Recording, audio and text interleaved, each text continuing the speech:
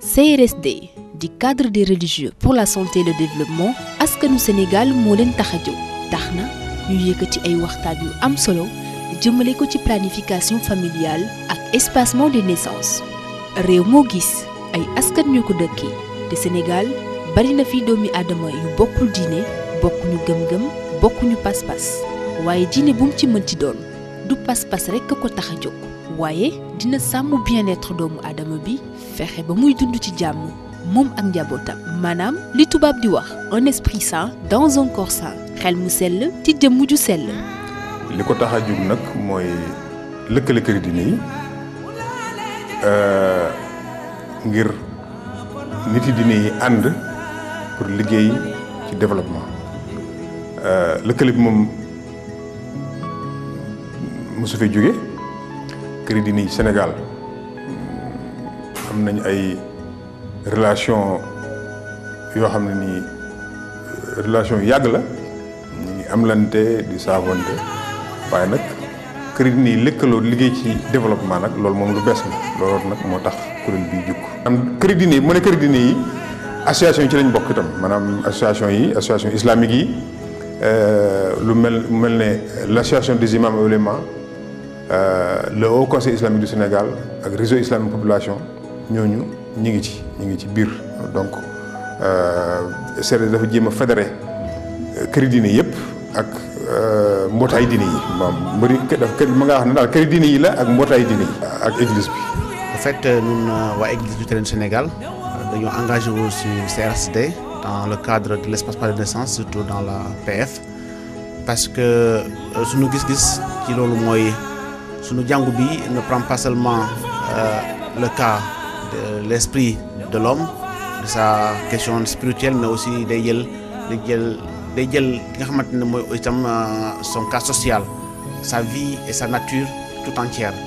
donc la santé nous préoccupe d'autant plus que ñu ngi ci xeexum la mortalité infantile et maternelle loolu moo tax itam ñu engagé wu on a implanté des églises et aussi ñu ngi def ci ay causeries pour conscientiser suñu mbokk yi suñu fidèles yi pour que au moins qu'on prend conscience du bien-être social bien-être social bu ñu ko waxee mooy nga xool sa yaram mu toll. ndax liggéey bi dañu ko basé ci alquran ak sunna ak i njàngale mag ñi boobu ak léegi gis nañ ni def na effet boo xam ne ci population yi yaakaar nañ ni buñ ci jógul woon état dana am problème moo tax ñu jóg ñun tamit ànd ak ministère de la santé ngir jàppale état ci population yi ndax ñun ñooy dem ci daayira yi ñooy dem ci xadara jumaa yi ñooy dem ci màggal yi ñooy dem ci gàmmo yi ci ngént yi ci tëj yi ci ciit yi fu ci nekk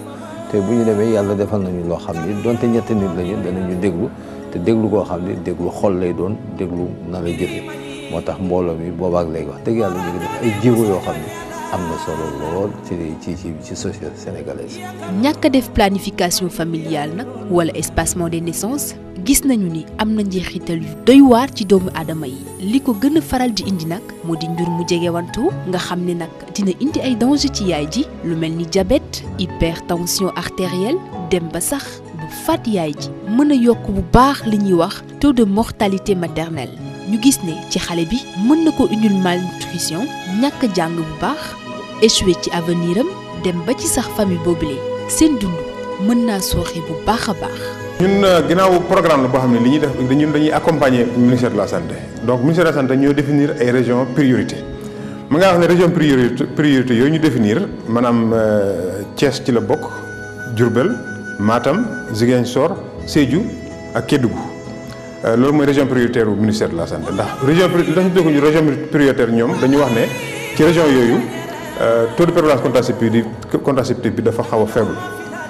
waaye région de Diourbel nag xam naa ne moom ci région bi leen gën a ci yi leen gën a yitteel ci la bokk ndax région taux bi dafa faible trop te dafa mel ne itam maanaam li tax mu faible foofu mooy facteur religieux bi ci la bokk ndax dafa mel ne nit ñi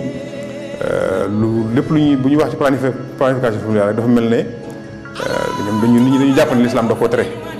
alors que li may expliqué léegi nag moo ne espacement de naissance l'islam terewu ko mën na àgg sax ci digle ko bu fekkee ne circonstances yu mel ni nga xam ne ay bakkan di ci loru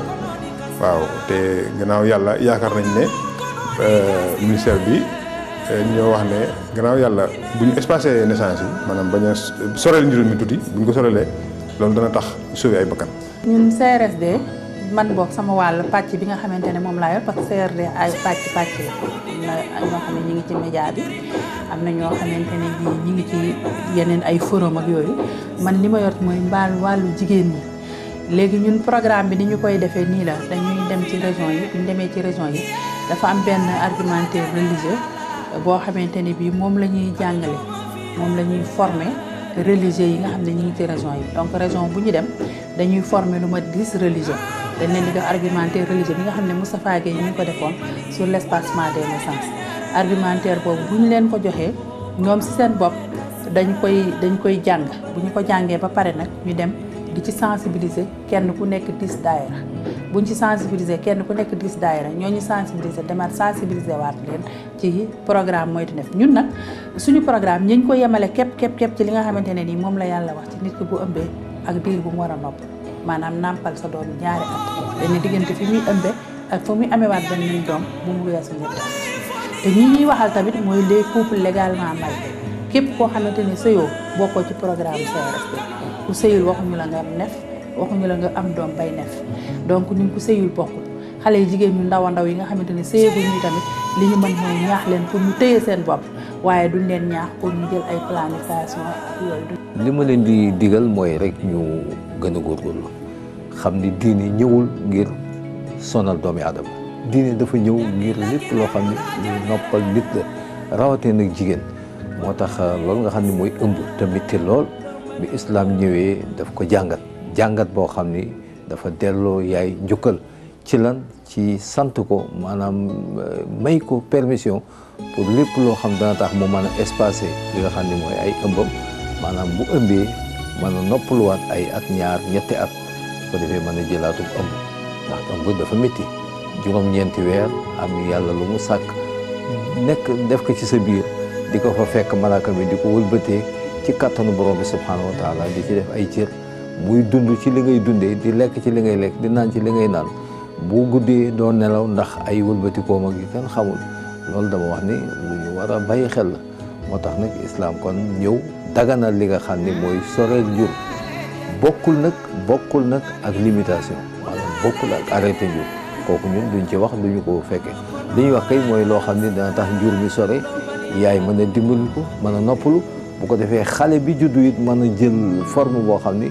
bu demee ba mat góor dina mën a joxe li nga xam ne mooy ay farataam ci lépp loo xam ne wàllu diine la ak li nga xam ne wàllu société la. mais nun dañoo yaakaar ne bu dee wàllu l'islam ak wàllu chrétien on veut bien dire que il faut qu'il y ait un corps sain dans un esprit sain oui un corps sain dans l'esprit sain mooy il faut que ñu am ñoo xamante ne ils sont valides ils sont conscients ils sont dynamiques ils sont en forme ils sont en bonne santé léegi bu ñu gisee ay mama yoo xamante ne dañoo feebar dañoo xiiboon ak ay xale yoo xamante ne encore amuñu doole amuñu kattan il faut qu'on leur dise que attention il faut espace naissance parce que les ressources humaines actuellement et les ressources naturelles raréfient et loolu itam soxal nañu bu baax a baax. Moytu Neef nag programme lu boo xam ne li ko tax a jóg mooy wàññi bakkan yi nga xam ne mooy loru jigéen ñi nga xam ne dañuy loru bu ñuy am doom wala bokk bu ñu ëmbee seen doom aussi di loru te gannaaw yàlla ministère bi mu defee gëstoom ci seen wàll dañu wax ne maanaam njur mu jege ba mu ëpp loolu li ko waral ci la bopp gannaaw yàlla ñu ko waxee nag ñun moo tax ginnaaw nañ ay bakkan da ciy rot da ci loru nag diine kat fuy bakkan di loro fu ne war na ca taxaw xool la ko mën a saafara loolu moo tax ñu yëngatu ci wàllum espacement de naissance nag mooy soril njur l'islam terewu ko man nga wax sax ne mën na koo àgg sax ci digle ko bu fekkee ne cas yu mel ni nga xam ne ay bakkan da ciy loru day daanaka day àgg ci dagan ndax l'islam moom bakkan diine l'islam chrétien itam noonu christianisme aussi bakkan dafa yàlla da ko jox importance bu rëy rëy loolu daal mooy li nga xam ni moo ëpp importance ci li ñu tax di yëngu ci loolu ngir sauver ay bakkan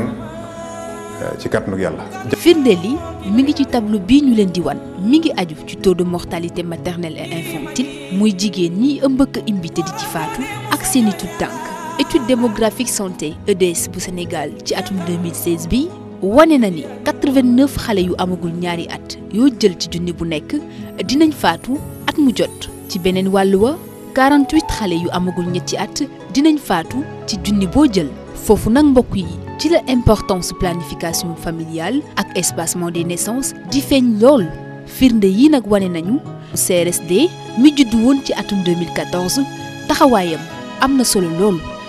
Le Sénégal c'est un pays. Sénégal doon na lu am solo diine tamit doon fi lu am solo waaye dañuy gis ni bu ñuy élaborer wàllum politique économique duñ ciy boole trop kilifa diine yi mu mel ni sax looloo tax CRSD juddu ci ay waxtaan yoo xam ne dina yokk condition wu jigéen ñi. CRSD nag def na ay jéego yu bari tax na dinañ intégrer kilifa diine yi ci wàllum wér-gu-yaram fii ci Sénégal ba ñu mën a comprendre sax njëriñu planification familiale ak espacement des naissances pour gën a mën a yokk condition de vie wu jigéenu Sénégal yi. taux global TPC wu Sénégal yéeg na diggante 2012 ak léegi ba àgg ci defe naa 2012 sax 8% la woon ak de 8% à pratiquement 23%. daanaka jëm ci 24%. donc bon boobu vraiment yaakaar nañ ne suñu liggéey ci la bokk. léegi dama laaj léegi maanaam taux participation femmes hommes yi maanaam góor ñi. effectivement facteur de barrière la woon waaye léegi maanaam causerie yi nga xam ne maanaam waxtaan yi nga xam ne dañu ko defal pour jigéen ñi dañu seetlu ne maanaam ci 2015 maanaam waxtaan yooyu 87% jigéen ñoo ko daan ndax bon jigéen ñoo ko tax a jóg waaye 87% jigéen ñi ko daan fekkee ay jigéen lañu waaye ci seetlu nañu ci 2016 76% jigéen la donc 24% yi ay góor lañu donc ça veut dire que ne góor ñi. ñi ngi gën a intéressé wu ci thématique bi ci thème bi di fekkee jotaay yi di fekkee waxtaan yi loolu mi ngi wane ne aussi cible homme boobu nga xam ne moom la ñuy wax cible homme maanaam itam wax dëgg yàlla ñu ngi koy gën a atteindre bu baax a baax. fi mu nekk nii sax formé gum nañu booy seet lu mat plus de 1000 relais yoo xam ne formé nañ leen parce que sillonné nañu région yëpp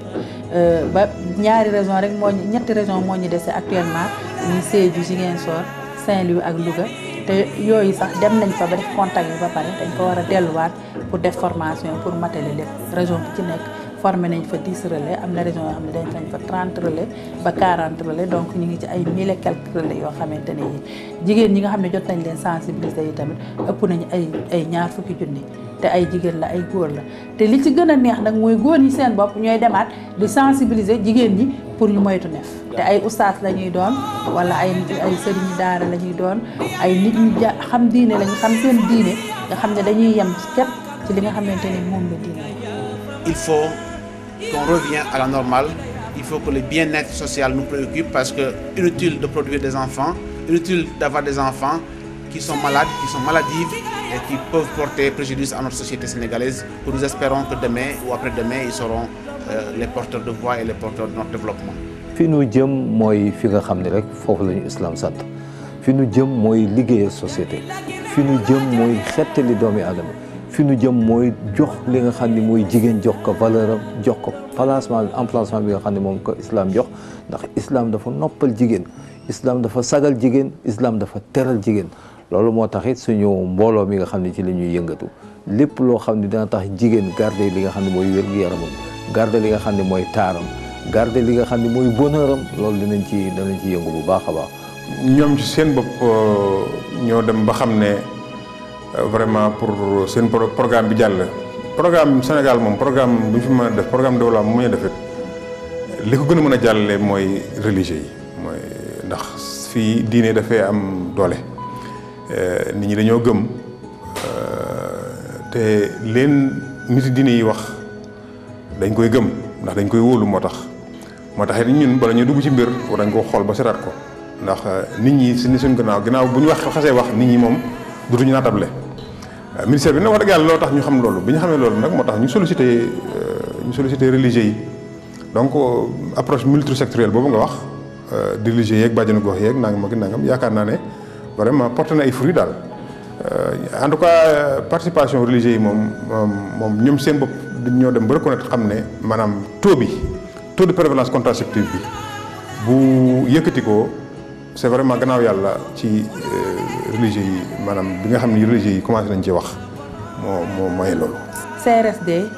képp kuy kilifa diine war nga ci wàll si te war nga leen jàppale parce que man damay wax toujours ne programme benn mënul dox fii ci Sénégal te kilifa diine yi ànduñu ci te yii kilifa diine ñoom ñu jar a sargal lañ ndax kilifa diine yoo xamante ne yi ñoom dañoo jóg wutuñu ci dërëm fayeeku wuñu amuñu ci benn intérêt lu dul que na réew mi dox na nit ñi am seen wér gu yaram yooyu kilifa diine dañ leen a war a jàppale dañ leen a war a sargal te ñoo ngi leen di ndokkeel nag te tey bés bi ngeen ñëw tey jii nii muy bésu 8 mars ci man ma di leen sargal di leen wan ne vraiment ñun jigéen ñi kontaan nañ ci yéen te ñu ngi leen di gërëm di leen sant bu baax. moo tax fii ñu jëm fenn rek la mooy li nga xam ne moom la ministère de la santé di yëngatu maanaam fexe ba li nga xam ne mooy taux bi nga xam ne am na Sénégal ci wàllu espacement de naissance taux boobu gën a yëkkatiku gën a yokku waaye gën a yëkkatiku gën a yokku ci wàllu woo xam ni dana dëppoo ak ni ko l'islam bëggee ndax ñun kat ni ngeen ko xamee islam moom waxul mukk ak ñi nga xam ni dañuy seq naka sa dul noonu mais ñi ñuy waxal mooy ñi nga xam ni couple yi nga xam ne dañoo marié maanaam dañu leen takk ci faratas yàlla ak sunna sayyiduna Muhammad alayhi salaatu wasalaam ñooñu la ñuy waxal te ñooñu ñoo jar a waxal bu ko defee ni nga ko xamee société sénégalaise bi nga xam ne moom la ñuy dugg li ci ëpp ay jullit lañu ñeneen ñi ci yeneen diine la ñu tënku waaye ñun yëpp benn objectif la ñu am mooy li yàlla waxoon subhanahu wa taala ni moo tax mu wàcceen ci kaw suuf ndax ñaari mbir rek la wa ma xalaqtu jinna wal insa illa li ya'budun yàlla ne li tax ma sàkk leen ci kaw suuf pour ngeen jaamu ma la mu waxaat ni huwa xalaqakum min al ard huwa ansha'akum min al ardi wastaamarakum fiha yàlla ni maa leen sos ci suuf si waaye nag wàcce leen ci kaw suuf ngir ngeen dundal suuf nit nag mënul dundal suuf te amul wér-gu-yaram nit mënul dundal suuf te culture am baaxul nit mënul dundal suuf te xamul fu muy teg tànkam te ku ne xam na ni suuf si bi ko yàlla sàkkee ba sàkk doomu aadama war ko fee wàccee malaaka yi dafa am lu ñu waxoon te loolu lu ñu war a moytu la daf ñu woon yàlla atajaalu fiha man yufsidu fiha wa yasfiku dima wa nahnu nusabbihu bi hamdika waaye yàlla da ngay wàccee ci kaw suuf koo xam ne day yàq koo xam ne day tuur deret koo xam ne day def naka sa dul noonu te ñun malaaka yi ñu ngi lay sàbbal di la jaamu duñ la mooy benn waxtu duñ la mooy benn minute yàlla ni xam naa lu ngeen xamul loolu moo xam loolu malaaka yi xamul tey mel na ni moo commencé di feeñ depuis ca maam yi ba ndege ni mooy am na ñoo xam ne takk nañ seen digg am na ñoo xam ne jaayante nañ seen borom ngir liggéeyal diine liggéeyal seen askan te kooku groupe bi ci la bokk di CRSD. rek moom dañuy wax cadre de religieux pour la santé et le développement même bi santé ci boppam sax am na yeneen domaines yoo xam ne duggaguñ ci yoo xam ne itam mën nañ cee liggéey. kon nag mbokk yi mu mel ni mën nañoo sant yàlla bu baax a baax bi ñu amee CRSD fii ci suñu réew Sénégal mu ëmb ay techniciens ay kilifa diine ay sages-femmes ak ay personnes de bonne volonté ay nit yu bëgg seen réew bàyyi seen yitte jël seen jot jagleel ko askan wi ngir taxawu askanu Sénégal ndax dañu jàpp ni soreel njur ak moytu neef